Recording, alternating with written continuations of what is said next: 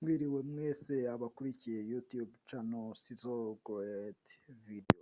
Uyu munsi tugiye kurebera hamwe inkomoko y'amafaranga nuko yaje mu isi. Reka tuze mu kanya turebera hamwe igice cya mbere.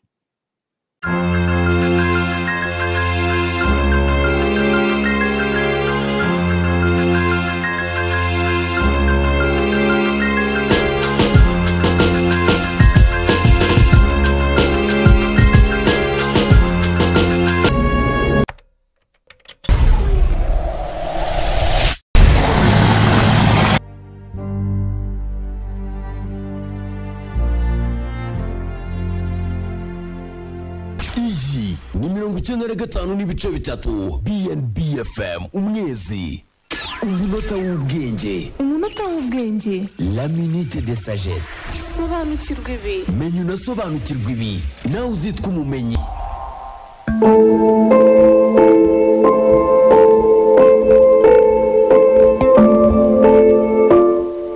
Umunsi ku wundi amafaranga agenda ahindura isura ndetse n'uburyo tuyakoresha byatangiye haguranwa igicuruzwa ku kindi, none tugeze aho dusigaye dukoresha imibare ibitse ahantu tutazi tukabyizera bikadufasha mu kugura ndetse no kugurisha.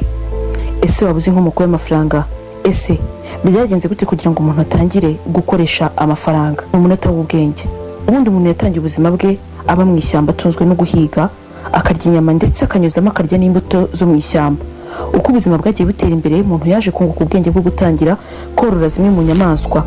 Yabanje kujya ahinga ndetse atangira no kujya ahinga n'ibyo kurya, agahera no ku byatsi byo kugaburira amatungo. Nyuma umuntu yaje kubona kuzajya akoresha ibyo yakoze gusa bidahagije, niko gutangira kujya ajya kugurana ibyo afite akabiha abandi kugira ngo abashe kubona ibyo yari akeneye. Aha nta zindi nyungu zabaga zirimo cyangwa se ikindi kintu cyacaga muri ubwo bucuruzi kugira ngo umuntu abashe kubona ayo mafaranga.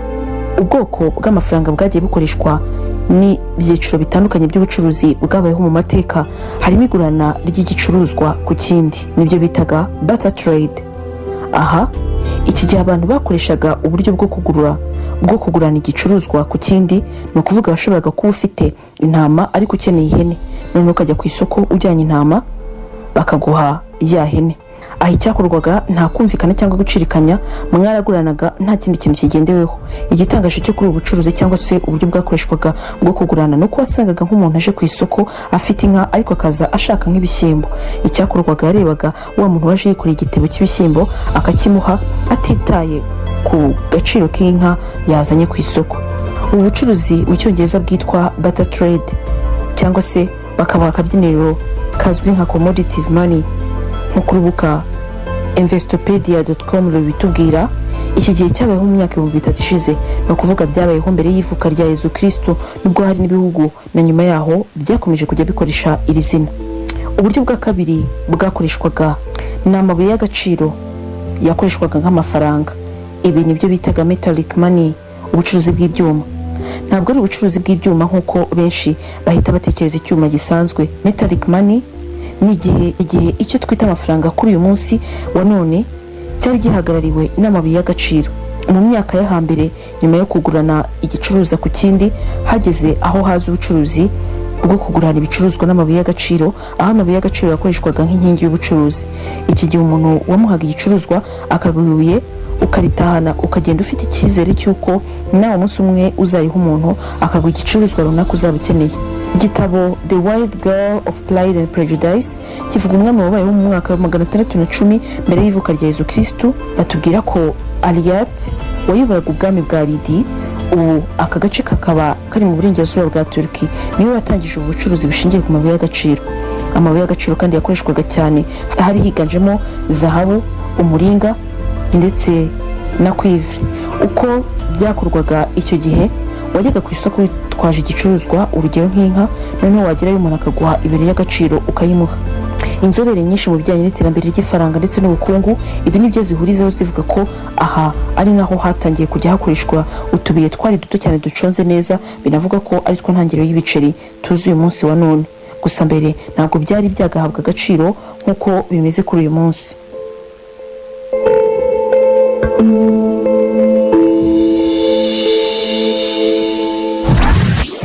95 n'ibice bitatu. BNB FM Umwezi. Simply Sports. Ku bakurikiye igice cya mbere cy'inkomoko y'amafaranga, reka turebe noneho igice cya kabiri cyayo uko yakoreshejwe, uburyo yagize imbaraga mu isi n'uburyo ari ingenzi mu buzima. Iyi ni 95 n'ibice bitatu. BNB FM Umwezi. Umunota w'ubwenge. La minute de sagesse. sobanukirwa ibi. Menya unasobanukirwa ibi, nawe uzitwa umumenyi.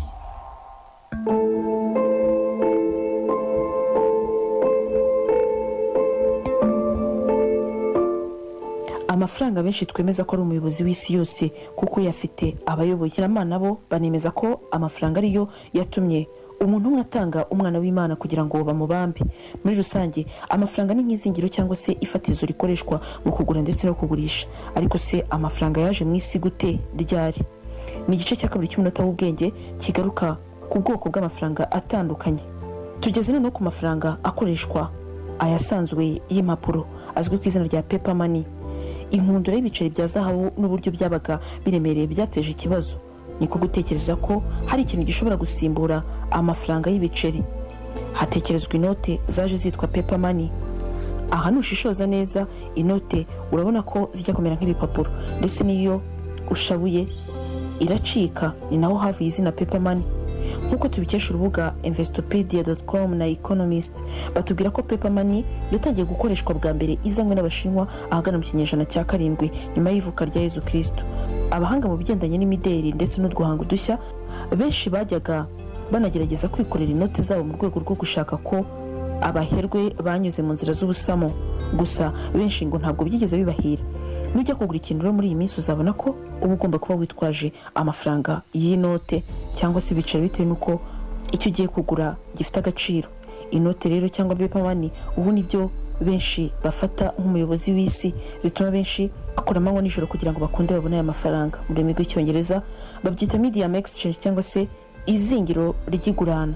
Ese ni ushinzwe kugenzura ikwirakwirwa ndetse no gusimbura amafaranga yangiritse. Ibi ababikora baba bakorera mu cyo bita Central Bank y'igihugu runaka cyangwa se icyo twakwita nk'izingiro rya za banki z'ibihugu runaka. Hari kandi ubwoko bw'amafaranga bwitwa credit money kubera kutizera umutekano ndetse n'amanyanga ya hato na hato akorwa mu kwigana amafaranga y'inote. Benshi ubu bayobotse inzira yo kwifashisha icyo bita credit money. Iki ni igihe cyo kubika amafaranga mu buryo bwa sheke cyangwa se kubitsa amafaranga muri za banki, bakaba ari bo bajya bayakugenera cyangwa se bakayakurindira umutekano. Wowe wajya kuyabikuza bakakwereka imibare yegeranye n'amazina yawe. Iki nicyo cyiciro cya 4 cy'iterambere ry'ifaranga. Ubu umuntu iyo aguze cyangwa se agiranye amasezerano n'umuntu runaka asigaye ahita avuga ngo ndaguha sheke cyangwa se tujyane muri banki njye kuyabikuza ubundi nyaguhe. Ugasanga benshi bizeye umutekano wa banki kurenza kuba umuntu ashobora kuba yakubikira igifurumba cy'amafaranga mu rugo rwe. Ubwoko bundi bw'amafaranga nubwo bita plastic money. Iki ni icyiciro cya 5. Muri iki cyiciro kandi kirangajwe n'ubucuruzi bwa e-commerce cyangwa se service economy, byose bikubiye mu cyo bita digital economy cyangwa ubucuruzi bw'ikoranabuhanga rigezweho. Aha murandasi niyo pfundo ry'ikoreshwa ry'amafaranga. Ni icyiciro kirimo ubucuruzi bukoresha ama credit card cyangwa se amakarita yabugenewe abibitsa amafaranga akunze gushyirwa mu byuma byabugenewe bizwi nka automated teller machine cyangwa se ATM.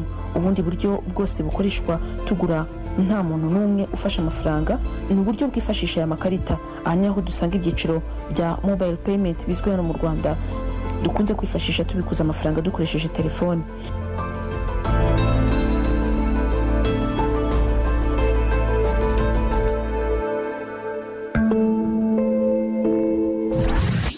Icyenda na gatanu n'ibice bitatu.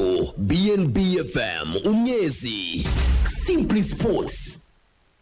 Ibuka gukora subscribe, usige comment, unasharinge ku nshuti zawe, kandi icyo utumvishe n'icyo byasobanukiye cyangwa icyifuzo wifuza ugisige muri comment hasi, turaza kugusubiza